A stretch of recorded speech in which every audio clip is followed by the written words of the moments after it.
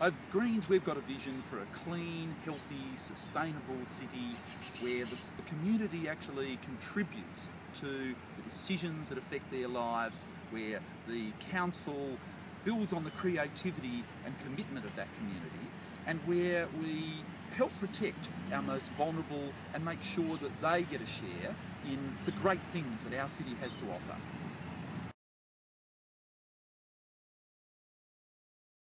We have a CBD that certainly needs revitalising, but it has lots of potential advantages. It has a rail line that goes right into the city. It has activities that are already started, like Renew Newcastle, like live sites, like the art bazaar that happens, just community scale things. It's managed to keep its built human scale. It has wonderful heritage buildings.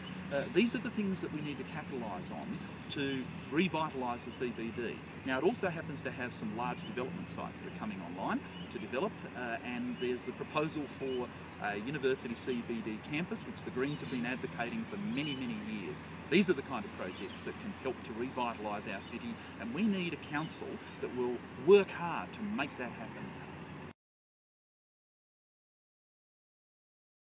In Newcastle, we have the basis for a clean, jobs-rich, thriving green economy that's based on a sustainable future, which uses the fact that we've got a regional university, we have the CSIRO, we've got our traditional manufacturing base, we have everything that can come together to take us in a direction for our economy that's going to be sustainable and bring us something that's of value to future generations.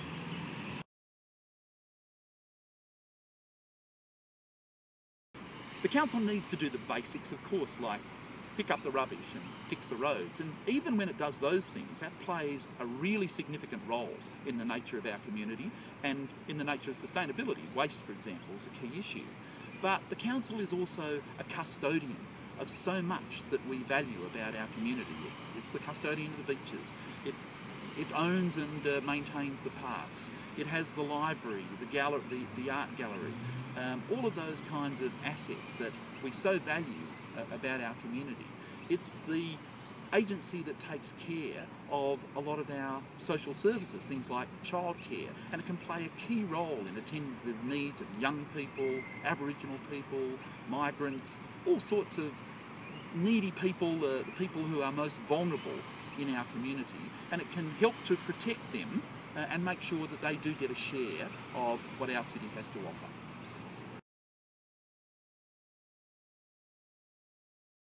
When I'm talking about collaborative leadership, I'm talking about the kind of leadership that engages with communities, that empowers people in communities, that works with them in a way that helps to harness the creativity and the talents of those communities and draws out what they have to offer in a way that makes it so much bigger than the sum of its parts and deepens democracy.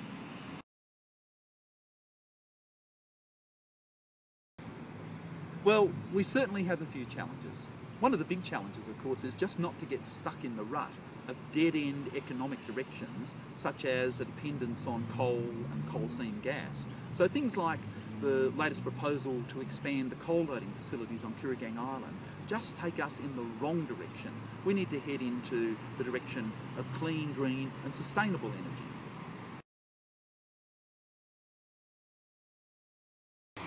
We need to fix the city's transport system, beginning with an audit of the buses, which are the real problem as far as Newcastle's transport system is concerned. But we also need to make sure that we improve and integrate our current transport infrastructure and services. We need to add to that in a sensible way, including thinking about things like light rail. And we need to make sure that we create a transport system where people actually want to leave their cars at home and use public transport.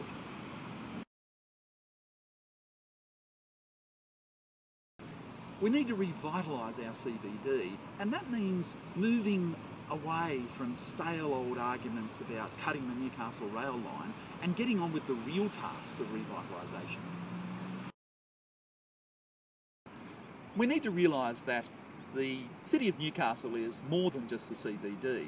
We've got neighbourhoods and local community commercial centres that also need the council's support, and they're vital in creating a sustainable city, because it's in those sorts of communities that we get in grassroots initiatives like community gardens, men's sheds, the various little festivals and events that community groups run in their local communities.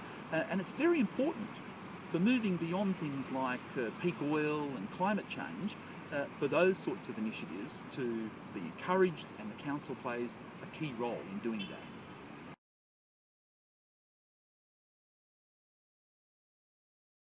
But you know, our biggest challenge is the need for us to actually work together as a community. A divided community is not a sustainable community, and we need a council that can bring the community together, and the Greens are committed to doing that.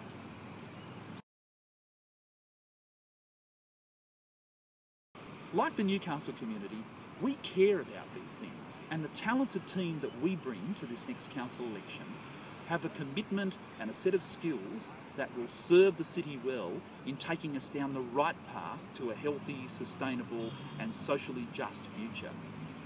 We're putting up a team of people who really care. If you care, vote 1 the Greens.